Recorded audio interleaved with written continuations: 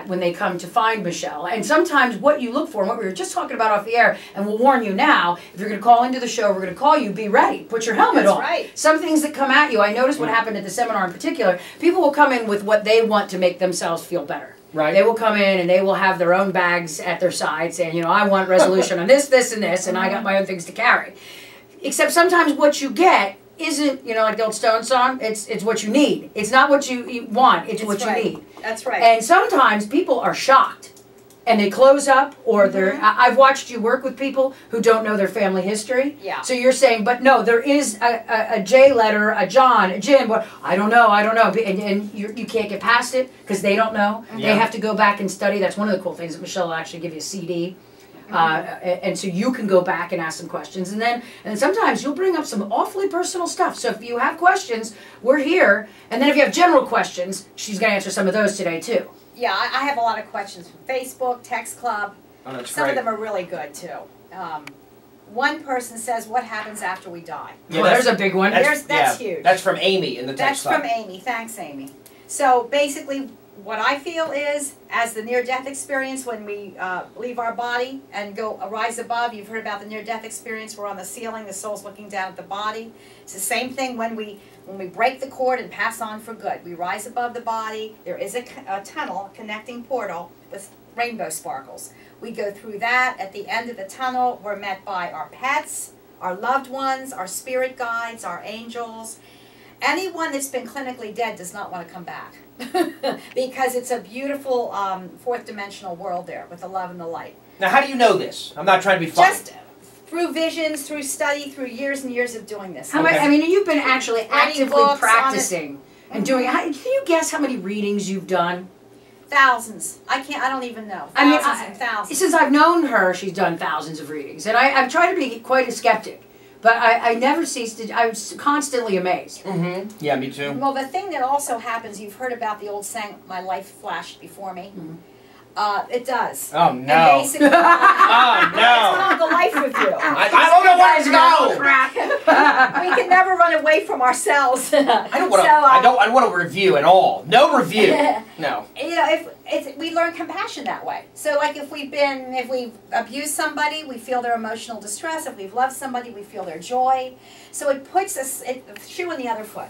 Okay. Helps us to learn compassion. And what exactly is it that you do, in particular? Because some of the questions have been revolving around, like, what are the limits of a medium? What is it that you do in particular that others may or may not do, or all differentiate? mediums are psychic, but not all psychics are mediums. So a medium is a bridge between the dimensions of this world and the heavenly realms. Oh. Psychics can, in a way, predict the future, although I have to say the future is not etched in stone.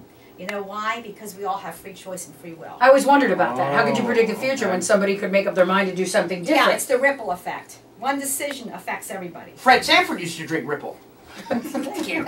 Do you still see a baby over my head?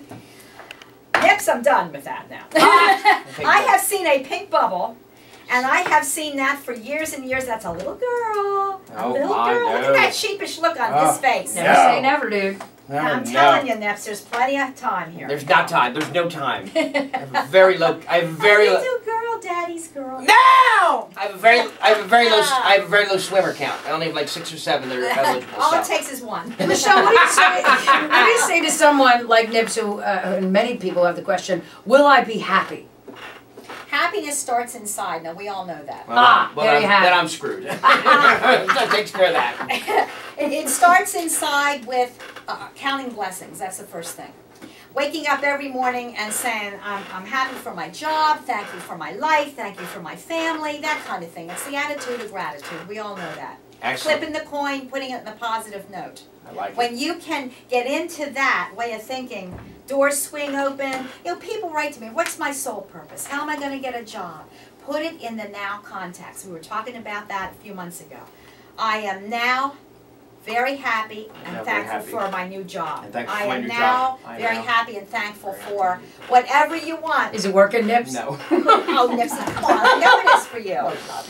I know it is. No, I'm very blessed. So, and I try that. I try to be positive. I'm a closet optimist. But it's harder for guys. All you guys out there, it's harder for you to kind of open up to this in some ways, and then to be like, okay, I'm gonna promise myself. Look, I was even watching that Miami Toe show, right? And even that one big burly guy who's had anger management issues is listening to calming tapes and trying to rework how he thinks about things. I am so negative, though. Not only is my glass half full, but the glass is broken and it's leaking. Well, you know, people though, now I don't know if depression's in your family, Nipsey, I'm just saying. But sometimes when it's genetic, it really is hard to pull yourself up by your bootstraps like that and get over it. But the way to get over it is through thinking, because thinking can change your life. Okay. All right? Positive affirmations. All right. In my book, Messages from Beyond, there you go. Abundance. Miracle money sayings. How to attract a mate. You know, we've been through all that before. We have. All right, well, we're going to take care of some business. Hold your thoughts. All right. Jennifer has the news.